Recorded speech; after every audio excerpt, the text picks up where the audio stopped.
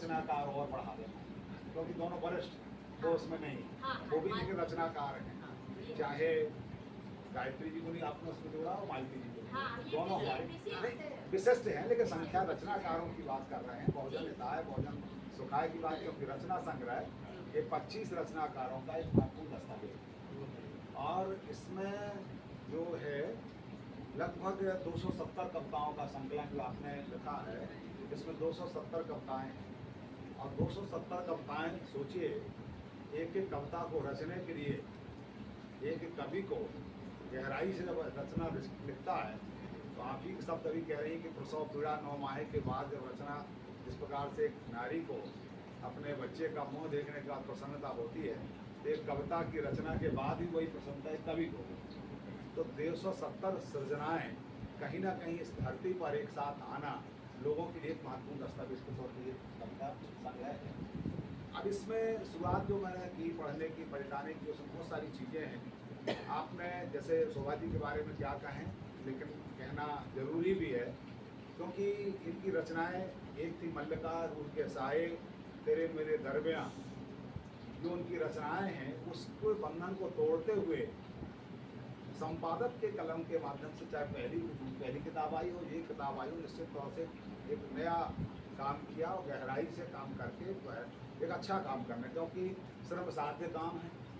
संपादक का काम, निश्चित तौर से शोभा जी 2 पुस्तकों के संपादन से गुजर चुकी हैं।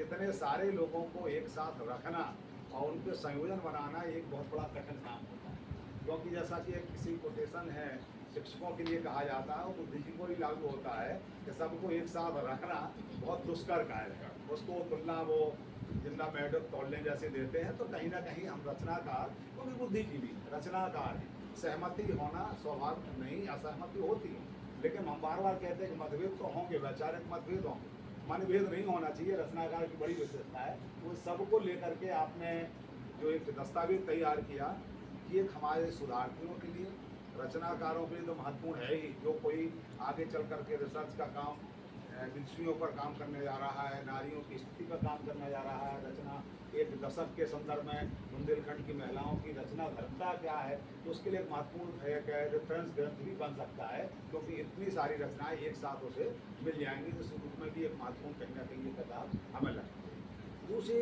इसमें बुंदेलखंड के जो आपने बहुत सारी चीज़ें बताई हैं, तो इसमें बहुत शुरुआत में जो लिखा, मैं उन पंक्तियों से ही बात शुरू करूँ। ब्रह्मा विदुर की कविता जो छत्रसाल को समर्पित है, उसमें बहुत सारी लाइनें, 2-3 लाइनें वो बहुत महत्वपूर्ण हैं कि धर्म सत्य धर्म बारो उजियारो गुण बारो और अंग की शान को घटाओ, को छत्रसाल को समर्पित है।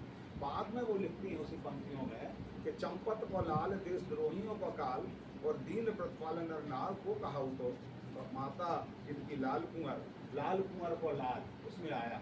अब लाल कुंवर का लाल जो है, और लाल कुंवर के जो संघर्ष है, उस कथा को हमारी बहनों को, माताओं को याद रखना चाहिए। चंपत राय और लाल कुंवर, उनका उत्सर्ग, उनका संघर्ष, उस कालखंड के हिसाब से आज हम भले ही आज़ादी में जी रहे हैं, लेकिन आज भी बहुत सारे संकट आपके सामने हैं, मृग मरीचिका के सामने हैं। आप उस घटाटोप में ना फंसें। जिस तरह से उस कालखंड में तमाम प्रकार के अन्याय अत्याचार के खिलाफ चंपत राय ने संघर्ष किया था, जिसको उनको उस कालखंड में बागी घोषित कर दिया गया था।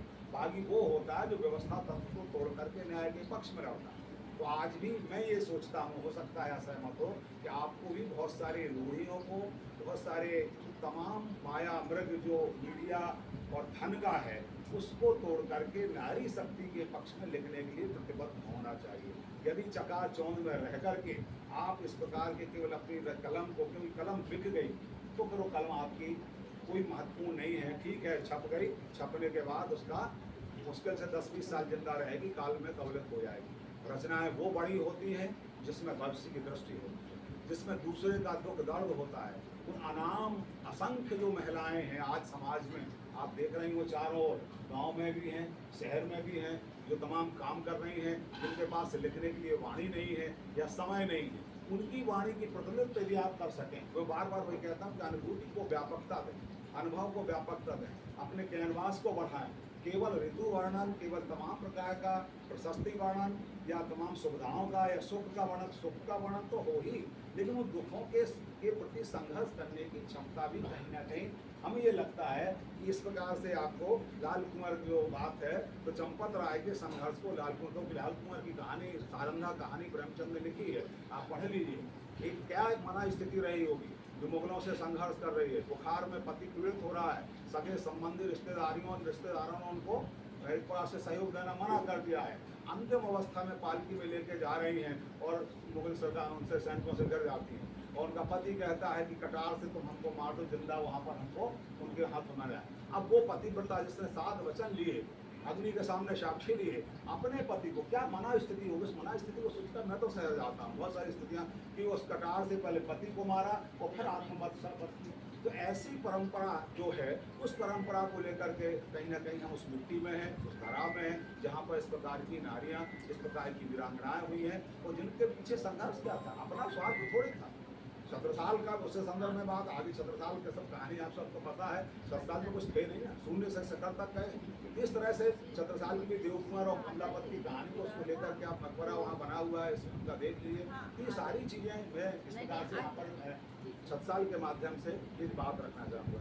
तो और कई चीज़ इसमें हैं। दूसरी चीज़ इसमें गायत्री जी का एक स्टेटमेंट है, लेख है, उसमें हजारी प्रसाद द्विवेदी के माध्यम से उन्होंने कोट किया है, वो भी बहुत महत्वपूर्ण है, बात है, आप उसको समझिए। वो लिखते हैं कविता काव्य कोई संकीर्ण काम नहीं है, जो मैं बार बार कहता हूँ, जबकि हमारे बहुत साथी नाराज होते हैं इस पर कि बहुत लेकिन कहना सच कहने में मैं चूकता नहीं हूँ, बुरा लगे तो लग जाए। जो कविता करना जो खेल बना लिया वो खेल नहीं,